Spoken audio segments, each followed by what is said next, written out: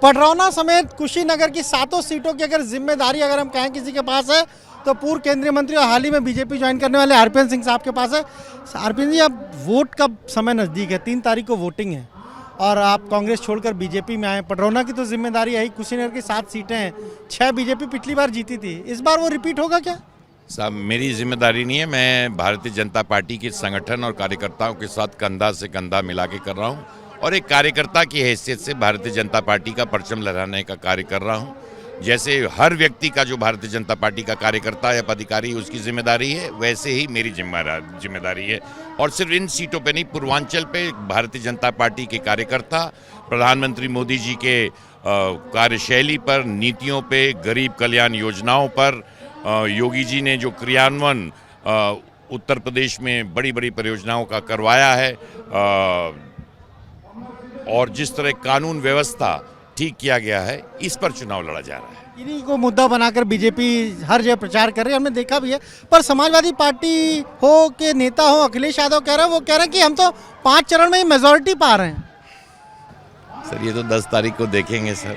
Election के पहले बोलना ठीक नहीं होता है, परंतु जिस तरह की लहर जनता के अंदर, जो कल्याणकारी और ईमानदारी की सरकार, कानून व्यवस्था की सरकार, बड़ी परियोजनाओं को, गरीबों को, आम आदमी को, जाति और धर्म से उठकर लोगों की जो सेवा केंद्र सरकार ने और प्रदेश सरकार ने की है, उसे साफ तौर पे एक लहर से भारतीय जनता पार्टी की चल रही है। और जहां तक पूर्वांचल की बात है, मुझे लगता है पूर्वांचल में 1-2 सीट जीतने के लिए भी मुश्किल कोई और पार्टी रहेगी जीतने। कह रहे हैं कि सपा 1-2 भी नहीं जीत पाएगी। ओम प्रकाश राजभर तो बड़ा दमखम दिखा रहे हैं कि पूर्वांचल में हम सुपड़ा साफ कर देंगे। स्वामी प्रसाद मौर्य फाजिल नगर से लड़ रहे हैं, आज हमने बात की, वो कह रहे हैं कि बीजेपी का सुपड़ा साफ है। अच्छा, ये तो पता चलेगा सर। ये तो मैं आपको जो बता रहा हूँ, जनता का जो जनता के अंदर चर्चा है, उसमें साफ तौर से जो ट्रेंड है वो बिल्कुल भारतीय जनता पार्टी के पक्ष में। स्वामी प्रसाद मौर्य पडरौना से विधायक अभी भी हैं, वर्तमान में मंत्री भी रहे, फिर वो पार्टी भी छोड़ गए और अब फाजिल नगर से लड़ रहे हैं। इसके पीछे वजह क्या आरपीएन सिंह ही है? नहीं सब, ये इसका जवाब तो वही दे पाएंगे। मैं तो बहुत छोटा आदमी हूँ, उन्होंने स्वयं कहा है मैं छोटा आदमी हूँ तो मेरे वजह से क्या हो सकता है, परंतु भारतीय जनता पार्टी के कार्यशैली से, उनके नेतृत्व, शीर्ष नेतृत्व से और वर्कर और पब्लिक के मूड में देखकर लगता है कि भारतीय जनता पार्टी अवश्य सब सीटें जीतेगी। यानी आपने ऐसी घेराबंदी किया कि फाजिल नगर में स्वामी प्रसाद मौर्य को भी जीतने में मुश्किल हो?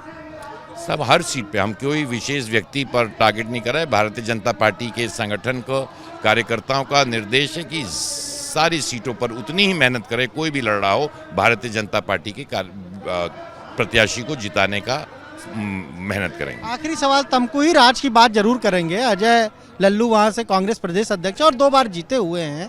आप कहते हैं कि आपने ही टिकट दिलाया था पहली बार, तो इस बार किस तरह की रणनीति उनके लिए तैयार की गई? कि मैंने कोई रणनीति किसी विशेष व्यक्तियों के लिए नहीं होती। हम हर सीट पे भारतीय जनता पार्टी मेहनत कर रही है और लगातार जो कार्य हुए हैं इस सरकार, दोनों सरकारों में, उसका लाभ भारतीय जनता पार्टी के कार्यकर्ता पा रहे हैं। यानी 7 की 7 सीट कुशीनगर की बीजेपी की झोली में जाएगी। 7 की बात नहीं करूं, मैं पूर्वांचल की पूरी बात कर रहा हूं सर। तो ये आपने सुना क्या कहना आरपीएन सिंह का, साफ तौर पर कह रहे हैं कि केवल ये कुशीनगर की 7 सीटें नहीं बल्कि पूर्वांचल में भी जितनी सीटें हैं वो सभी बीजेपी की झोली में जा रही है। 10 मार्च को जब नतीजे आएंगे तो फाजिल नगर का भी जो नतीजा है वो चौंकाने वाला होगा, जो पडरौना का नतीजा है वो बीजेपी के पक्ष में आएगा और तमकुही राज, जहां पर अजय कुमार लल्लू चुनाव लड़ रहे हैं, वहां पर भी नतीजे चौंकाने वाले होंगे। कैमरा से जीतन के साथ अनुभव शुक्ला, एपी गंगा, कुशीनगर।